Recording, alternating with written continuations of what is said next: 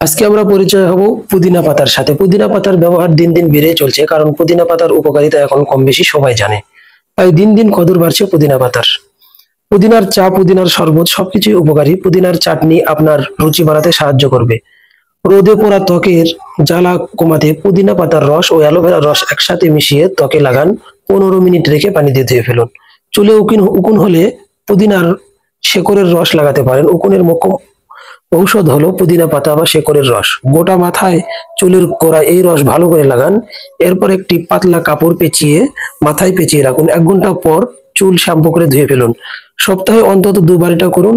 1 মাসের মধ্যে চুল হবে উকুন মুক্ত।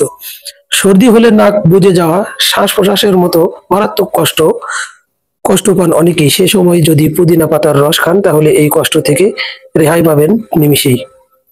চা তৈরি করতে পারেন ঘরের মধ্যেই। গরমকালে শরীরকে ঠান্ডা রাখতে পুদিনার রস খুব ভালো। গোসলের আগে পানির মধ্যে কিছু পুদিনা পাতা ফেলে রাখুন। সেই পানি দিয়ে গোসল করলে শরীর ও মন চাঙ্গা থাকে।